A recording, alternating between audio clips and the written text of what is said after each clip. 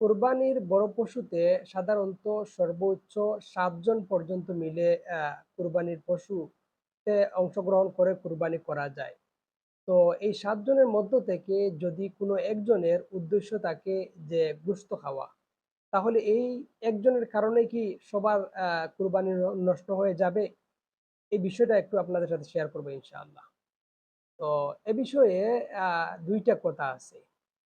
প্রথমত একটি কথা হচ্ছে এরকম যে কেউ যদি আল্লাহর জন্য বা আল্লাহর সন্তুষ্টি পাওয়ার জন্য কেউ যদি কুরবানি করে এবং এরপরে যদি তার উদ্দেশ্য থাকে যে সে কুরবানির গোশত দিয়ে আহ, সে খাবার খাবে বা কুরবানির গোশত খাবে, তাহলে তার একটি হুকুম।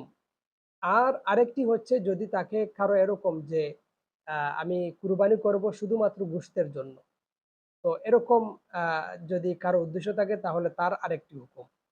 তো প্রথমত যে হুকুম, যে যদি কারো উদ্দেশ্য থাকে এরকম যে আমি কুরবানি করব আল্লাহর ওয়াস্তে, আল্লাহর সন্তুষ্টি পাওয়ার জন্য, এবং পরে আমি গোশত খাবো, তাহলে তার কারণে কারো কুরবানি নষ্ট হবে না বা তার এই কাজটা কোনো সময় খারাপ হবে না। কারণ আমরা যদি হাদিস দেখি, যেমন মুসনাদে আহমদের মধ্যে একটি হাদিস আছে যেখান থেকে দেখা যায় এবং আমরা জানি যে আমাদের অনেক প্রচলিত আছে যে মুস্তাহাব হচ্ছে কুরবানির গোশত দিয়ে খাবার খাওয়া। তো এটা রাসূলুল্লাহর একটা আদর্শ ছিল।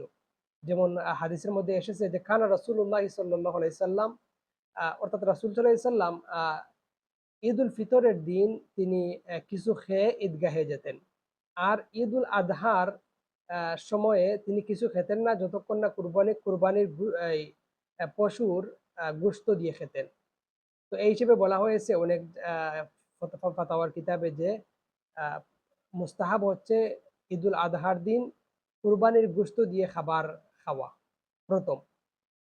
তো এই হিসেবে দেখা যায় যদি কারো উদ্দেশ্য থাকে যে আল্লাহর ওয়াস্তে সে কুরবানি করবে আল্লাহর সন্তুষ্টি অর্জনের উদ্দেশ্যে এবং পরে সে কুরবানির গোশত খাবে, এটা যদি তার নিয়ত থাকে এতে কোনো সমস্যা নাই।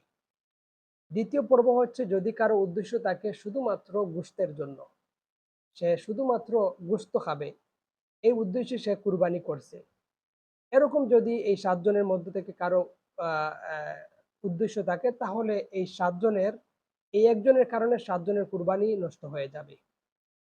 যেমন আমরা যদি হানাফি মাযহাবের বিভিন্ন ফাতাওয়ার কিতাব দেখি, তাহলে প্রায় সবগুলোতে এরকম কথা, ফতোয়া আলমগীরি, ফাতুল কাদির, বাদায়ুস সানাই, এগুলোতে বলা হয়েছে যে এরকম। বাদায়ুস সানাইর এবারত যদি আমরা দেখি তাহলে দেখা যায় যে এখানে উল্লেখ করা হয়েছে যে মান লা ইউরিদু কুরবাতা রাসা, অর্থাৎ কারো উদ্দেশ্য যদি থাকে যে আল্লাহর সন্তুষ্টি অর্জনের জন্য নয়, শুধুমাত্র গোশতের জন্য, তাহলে তার এই নিয়তের কারণে বাকি ৬ জনেরও কুরবানি নষ্ট হয়ে যাবে, কারো কুরবানি সহি হবে না। তো এই হচ্ছে মূল বিষয়। যদি কারো উদ্দেশ্য থাকে শুধুমাত্র গোশতের জন্য, কোনো আল্লাহর সন্তুষ্টি অর্জনের উদ্দেশ্য নয়, তাহলে এই একজনের কারণেই কিন্তু কুরবানির বাকি সবার কুরবানি নষ্ট হয়ে যাবে, সহি হবে না।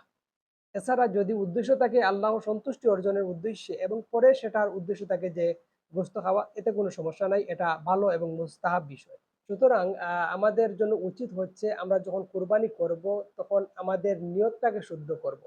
এবং বিশেষ করে যদি আমরা একাধিক ব্যক্তি থাকি তাহলে আমরা একজন আরেকজনকে বলবো যে আমাদের উদ্দেশ্য যেন হয় আল্লাহর সন্তুষ্টি। এছাড়া যদি আমি মনে করি যে বিশেষ করে যদি আমাদের কারো সামর্থ্য থাকে তাহলে আমরা যেন একা একাই কুরবানি দেই, একটি পশুতে একাই কুরবানি দেই, যাতে করে আমার নিয়তটা শুদ্ধ হবে। আর যদি সামর্থ্য না থাকে তাহলে আমরা ৭ জন মিলে একটি বড় পশুতে দিতে পারবো। তবে আমরা একজন আরেকজনকে বলবো যে আমরা আমাদের নিয়তটাকে যেন শুদ্ধ করি, নতুবা আমাদের এই কাজ নিয়তের কারণে কিন্তু আমাদের কুরবানিটা নষ্ট হয়ে যাবে। আল্লাহ তাআলা আমাদেরকে এই বিষয়টা বুঝার তৌফিক দান করে।